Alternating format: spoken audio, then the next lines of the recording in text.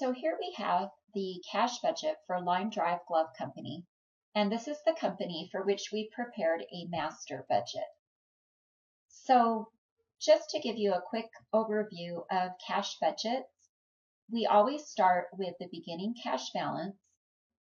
We add expected receipts. We subtract expected disbursements for all of these items.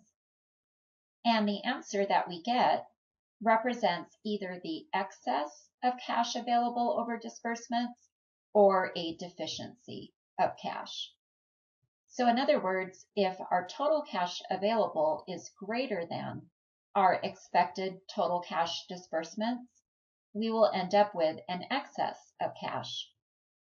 But if, as occurred in March, we have more expected cash disbursements than cash available, then we'll end up with a deficiency of cash.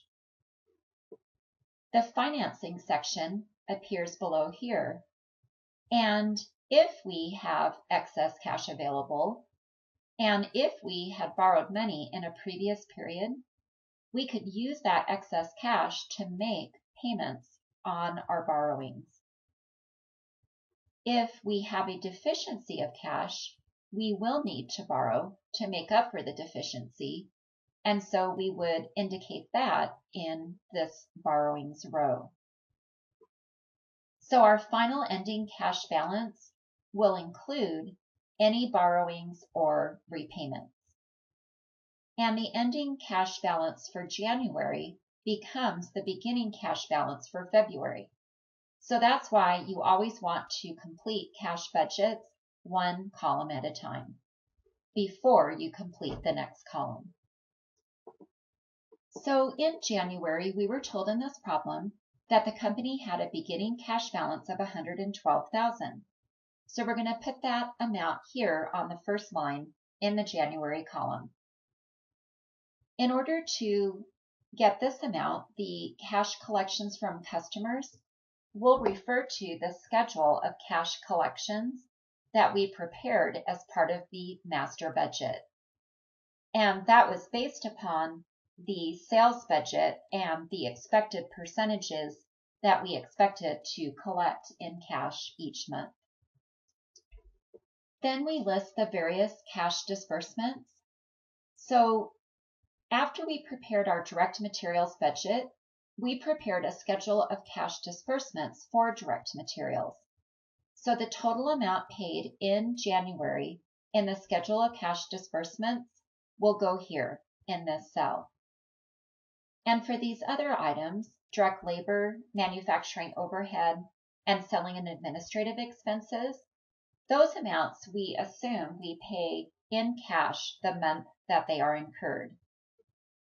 But for manufacturing overhead and selling and administrative expenses, we first have to back out the depreciation expense because depreciation expense is a non-cash expense.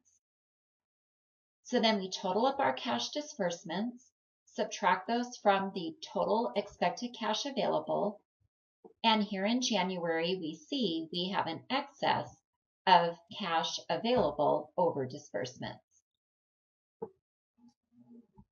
Now we were told that we borrowed $170,000 from the bank on December 1 at 6% interest, and that we will repay it on January 31. So I've calculated the amount of interest here. I've taken the principal balance of $170,000, multiplied it by 0.06, and remember, by the way, that when you're given an interest rate, you can assume that it's an annual rate of interest unless told otherwise. So multiplying by 0.06 will give us a full year's worth of interest, and therefore, if we divide by 12, we'll get the monthly amount of interest. So 2 months have gone by since we borrowed the money on December 1 that we're repaying on January 31. Therefore, I'll multiply the monthly interest by 2 to get the full amount of interest due on this loan. So the $1,700 in interest gets added to the $170,000 in principal and will repay that total on January 31.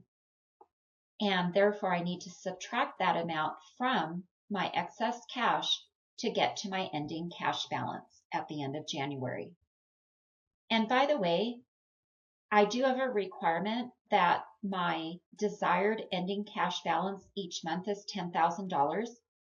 So I meet that requirement. I'm just a bit over that. And companies will frequently have a minimum desired cash balance. And that's to provide a cushion to make sure that there is sufficient cash. So this ending cash balance becomes the beginning cash balance for February. So we repeat the steps, adding the cash collections, subtracting the expected cash disbursements. Here again, we end up with an excess of cash, and we don't have any money to pay back any longer because we already repaid our loan. And we don't need to borrow any new amounts because this amount of cash is sufficient. It's well above our minimum desired ending cash balance of $10,000. So we carry this amount up to the March column as our beginning cash balance, add our expected cash collections, subtract our expected cash disbursements, and here we have a new cash disbursement, the purchase of equipment. And we were told in the directions that we paid cash for new equipment costing $125,000 in March. So we need to factor in this purchase of equipment for cash. And now we see that our expected total cash disbursements are greater than our total cash available. So we end up with a deficiency of cash. So we're going to need to borrow money. And we have a rule we need to observe. If we need to borrow, we must borrow in increments of $10,000. And remember, our desired ending cash balance each month is $10,000. Therefore, I actually need to borrow $30,000 because if I borrowed just $20,000, I would have less than $10,000 as my ending cash balance. So to follow both of these rules, borrowing in increments of $10,000 and having an ending cash balance of $10,000, I actually need to borrow $30,000.